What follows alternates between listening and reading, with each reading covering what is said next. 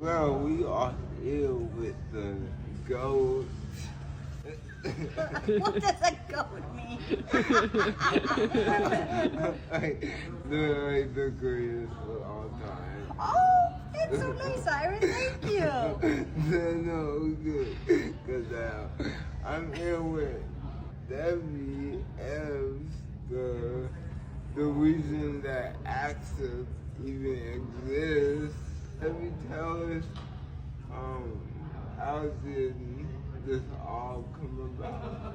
Well, first of all, Ira, you are awesome, and you know that I love you. It was really God, because what I was doing was to just try something.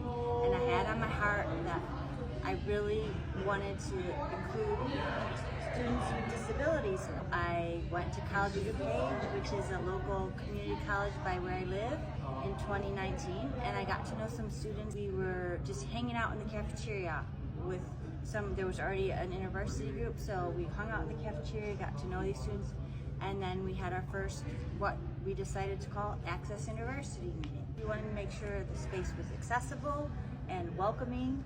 It was great, but then COVID hit. We decided to do another experiment and try online. God was the one who drew students and staff and volunteers like you and Ginger to be involved, and it was a big surprise, but not really a surprise. You know why, Ira?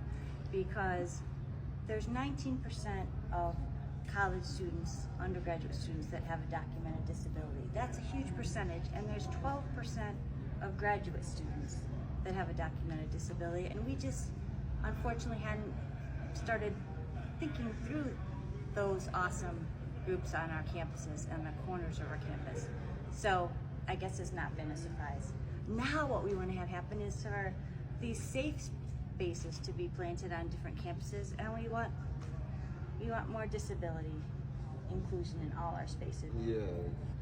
I want to know, why, how did you guys narrow it down to Access InterVarsity? All right, so my husband and my older son Brandon went to this museum on a trip. They love to go to kind of off the wall ones, like they've been to ketchup museums, mustard museums, vacuum museums. They sent a picture of this one room in a museum that said Access Ability and had wheelchairs all over it. And some of the students and I were talking, we didn't know what to call it, but we decided on Access InterVarsity because we wanted it to be not to focus on accessibility, but also a name that wasn't like, come if you're disabled. That would seem really rude, because we want access and allies and everyone to be a part of this inclusion thing, because diversity includes disability, and that's what it's called. That is awesome, because I love the name Access InterVarsity. That inclusive. You never feel like it's inclusive. It's like, it's wide, it's open to everyone. So I appreciate the name, and that's just cool how that came all about. How did your talk at Urbana and the process of making Century Lounge more prominent at the Urbana conference versus being something that's on the side, we're not going to talk about it.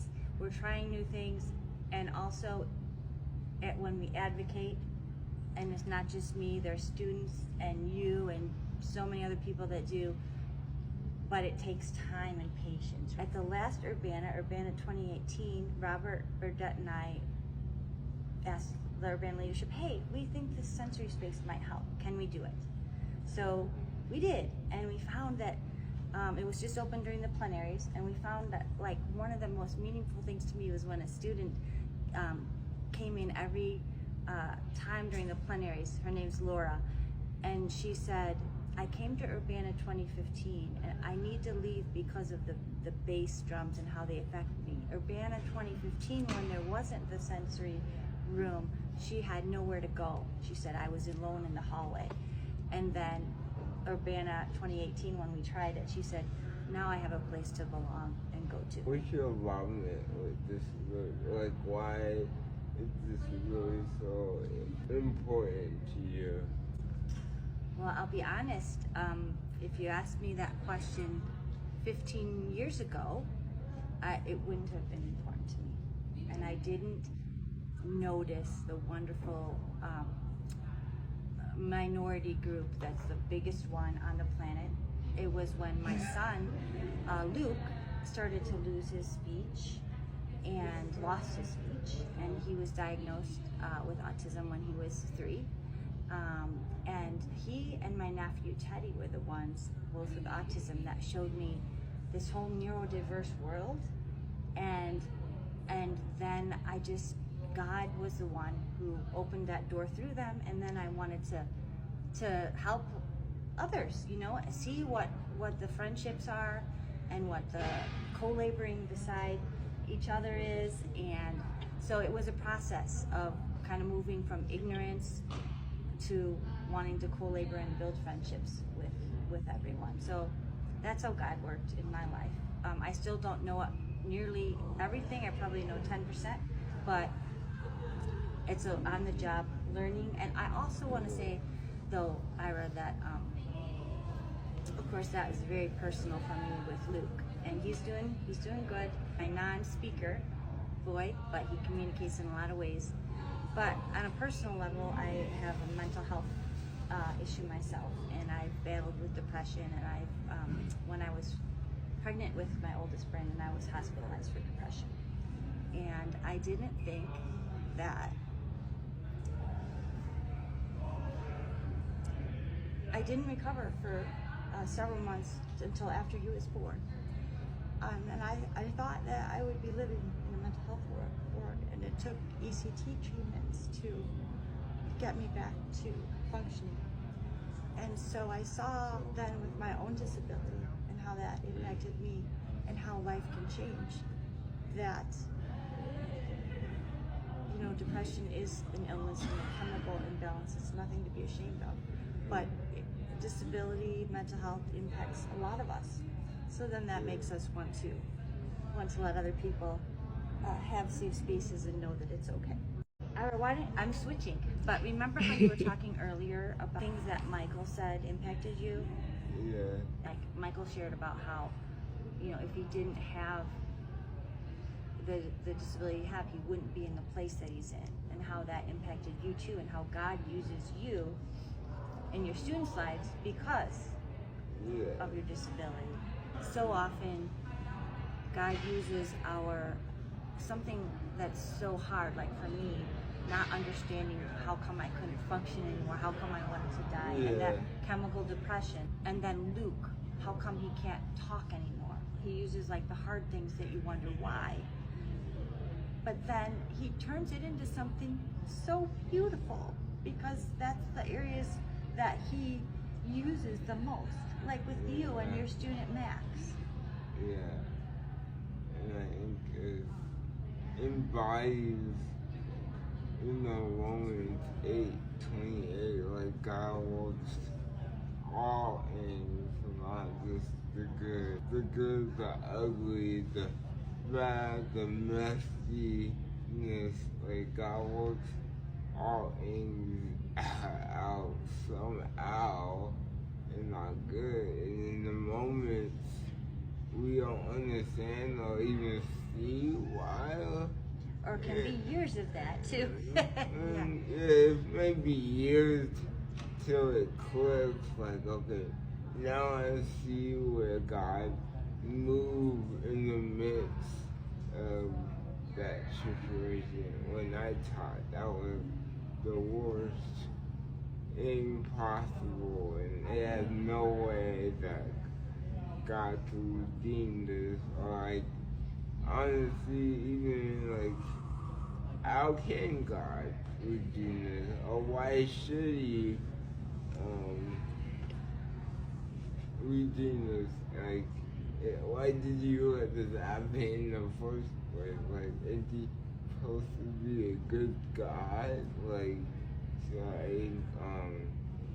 yeah, just that sometimes it's gonna take years, sometimes it's gonna be a lifetime.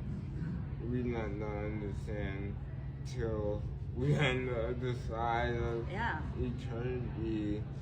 Then that's when everything probably will make sense. Like, in this trusting God that, like, yeah, even if it's the thought it just adds with the verse and with Michael, yeah, God works all things, but also God is still working all things, and we might not see the end is good, but like maybe God we part of something that we can't even see. Like when we tell our stories, we helping other people heal in the process of us trying to heal too. So like it's just like